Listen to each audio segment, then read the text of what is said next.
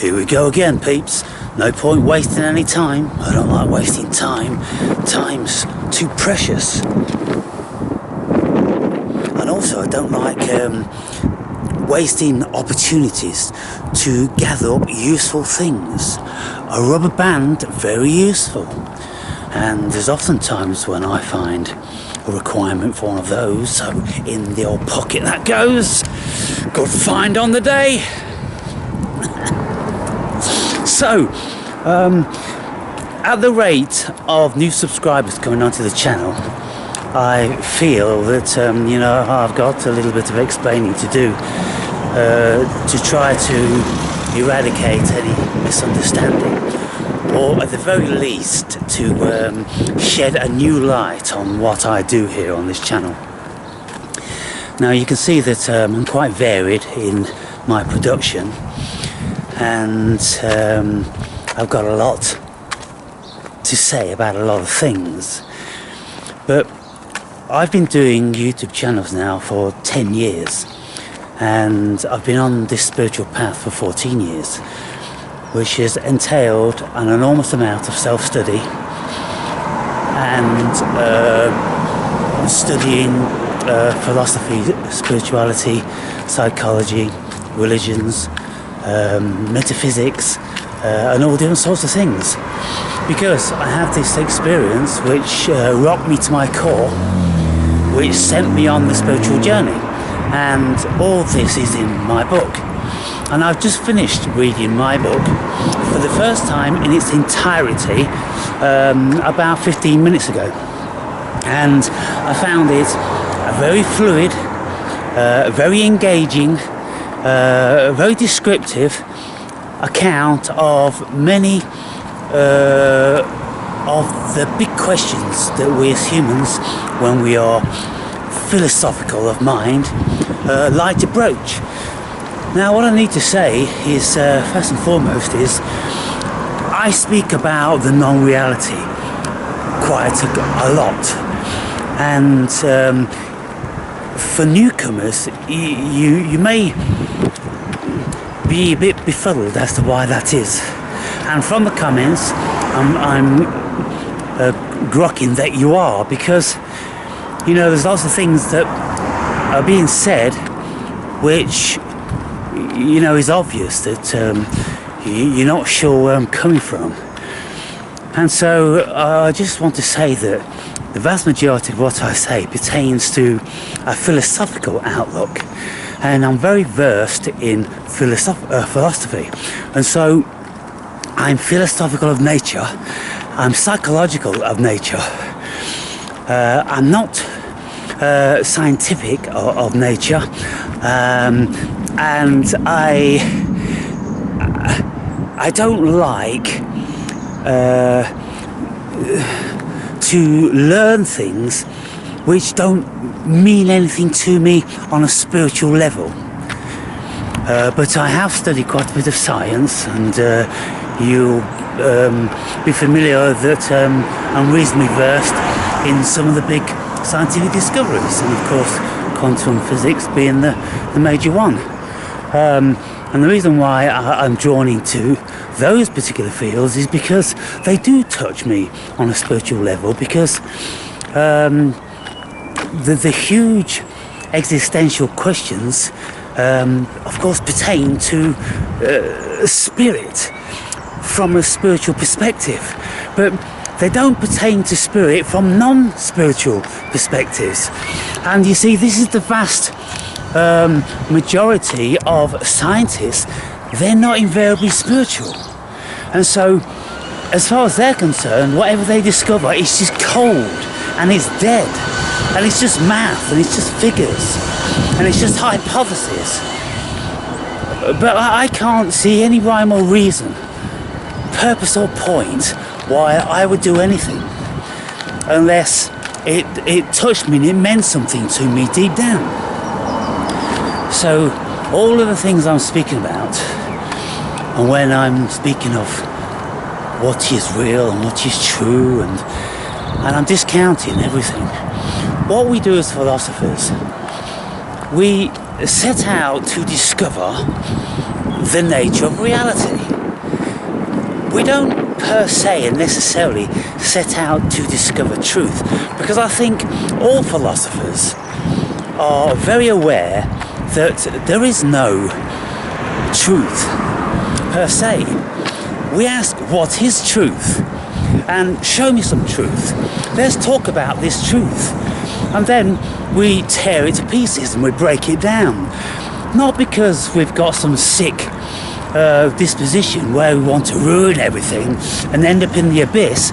No, it's because as thinking people, using the tools that we have, that's what we do as philosophers, and we thoroughly enjoy it.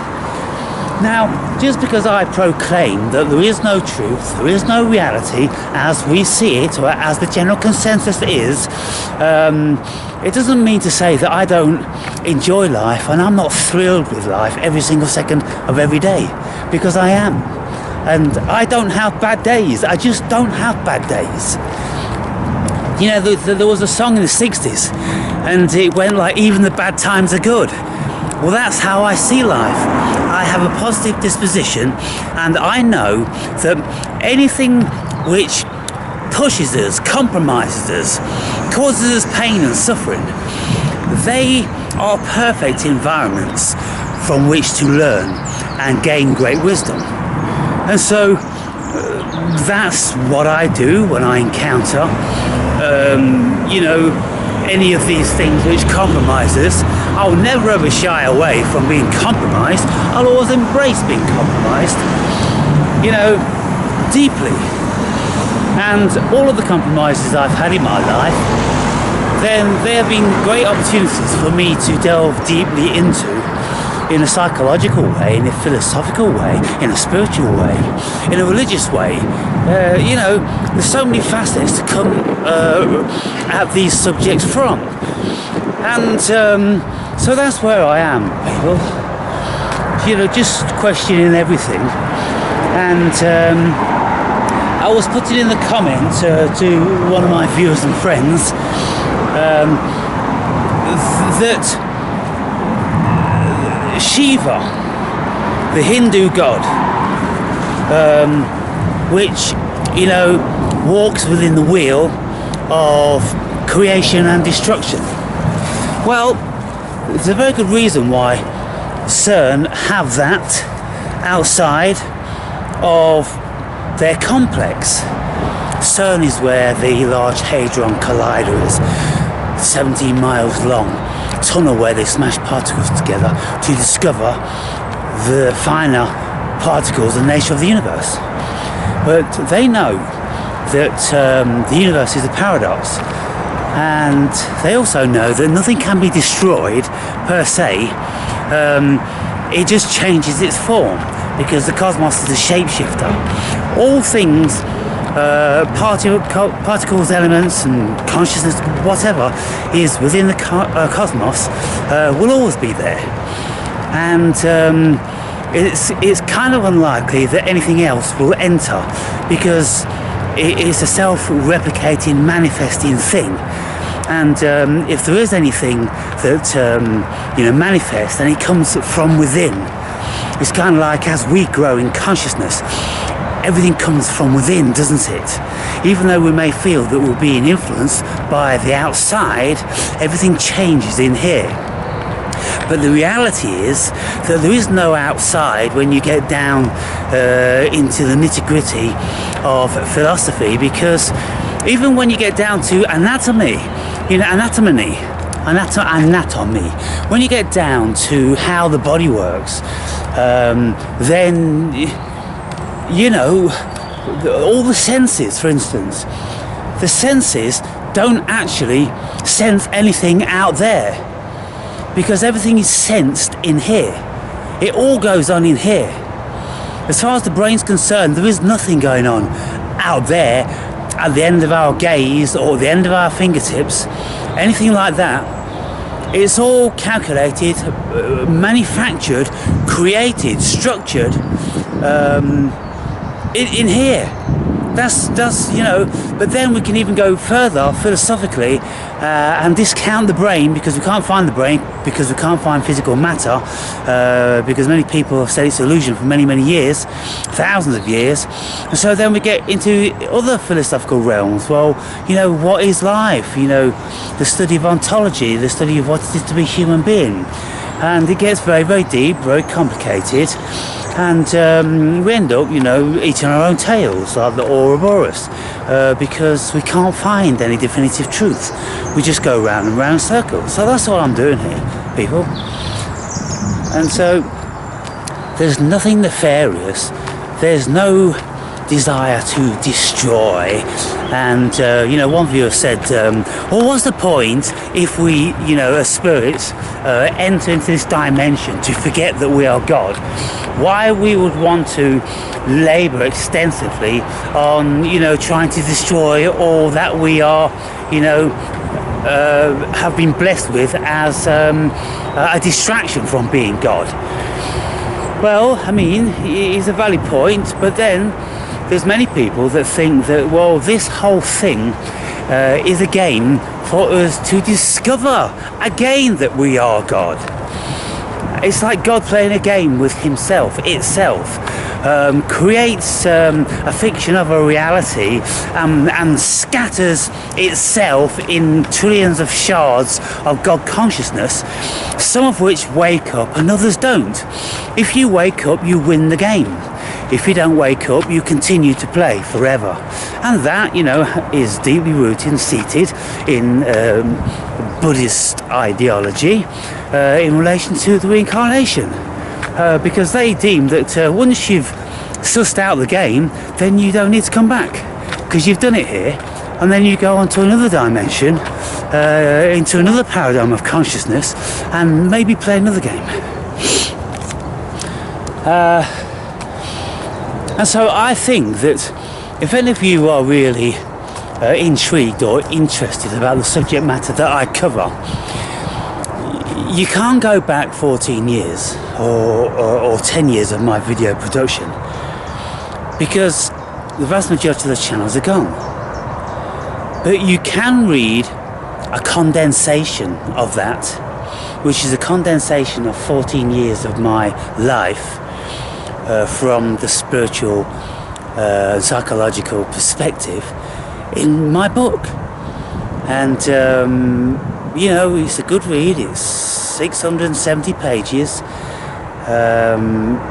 cram-packed full of all different sorts of subject matter.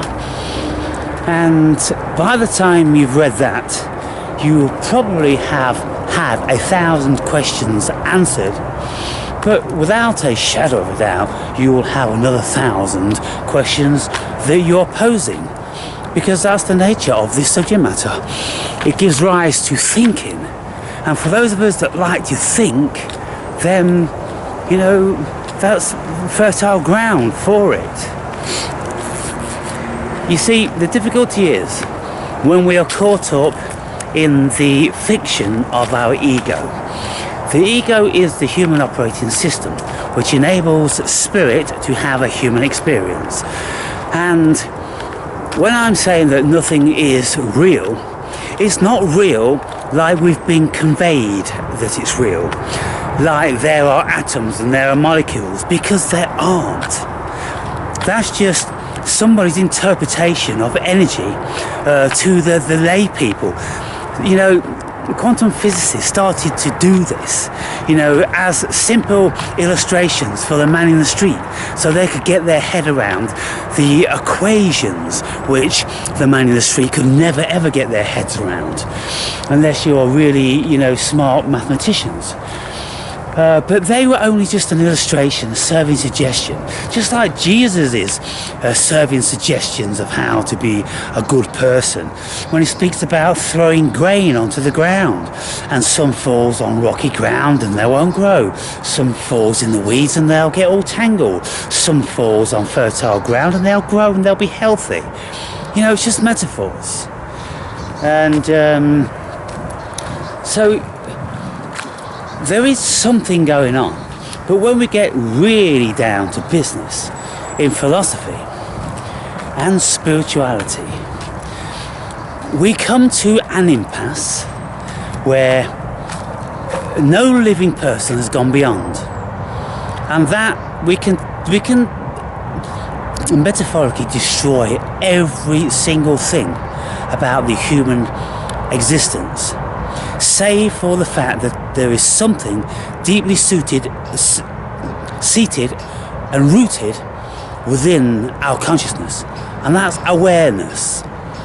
Below consciousness is awareness, and awareness doesn't have any thoughts or ideas, it's just awareness, and that's what the cosmos is fundamentally, from what many clever people have espoused. And that's what I have concluded through my life's experience, because I've been there, I've seen it, and I haven't gone beyond. And even when I go out into the astral, in an astral body, and when I have all different sorts of bizarre supernatural phenomenological experiences, there is always an awareness there.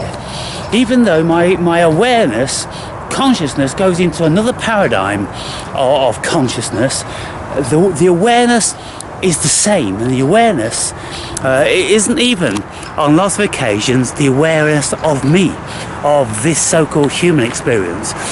When the ego completely is obliterated, then there is no semblance of Aaron Berry, the awakened brave, the human experience. No, there is only awareness, just observing and not being able to comprehend anything, because it doesn't have thoughts, it doesn't have concepts, and it doesn't have ideas. So there's nothing to have a comparison against. So if people are interested in all that deep metaphysical stuff, then you'll really enjoy my channel, and you'll begin to understand a whole lot more where I'm coming from when you know where I'm coming from. And for those of you that aren't versed in philosophy, you aren't too experienced in spirituality, and you don't have a deep and rich understanding of human psychology, then you're going to struggle to comprehend where I'm coming from. Because I've been studying these things very, very deeply for 14 years, intensely. But of course I was studying this stuff long before then. But when I had my spiritual awakening, I just went into a crash course which I've never come out of. I'm still in it now, 14 years after.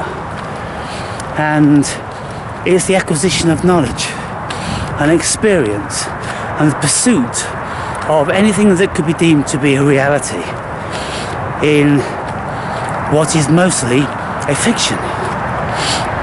And so one of the viewers, a few of them, everybody, states that yes, the table is real, Aaron. But if you're familiar with Plato, then 2,300 years ago, or 2,000, Plato was about in Alexander the Great's period, so 2,300 years ago, Plato said that there's nothing in existence save for ideas. And he did an illustration of a chair. And he said that the chair isn't actually in existence. It's only the idea of a chair. Because if you take the idea of a chair away, you take the concept and language away, then is the chair there? Or is there just something that you can rest upon? Or the table which you can eat from, or write upon, or anything like this? And so what is actually there? Only concepts. There is no table as such. That's just an idea that we've created. We've created a word for a utility. But by the time you dismantle things, then we can see that there isn't in actual fact anything there. And so that's where I'm coming from.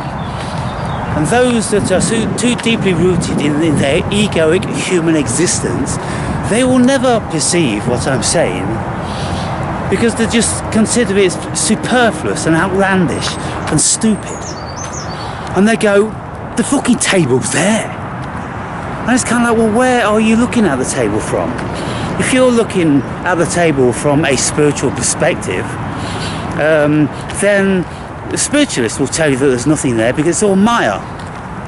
If you're looking at the table from a quantum physicist perspective, they will tell you that the table doesn't exist because there is no matter. If you're looking at it from a philosopher's perspective, they will tell you that the table doesn't exist because it's just an idea. So you see where I'm coming from, people? You know, I've just used 3 illustrations there which clearly destroy any notion of a table outside of a thought. And so that's where I'm coming from. And,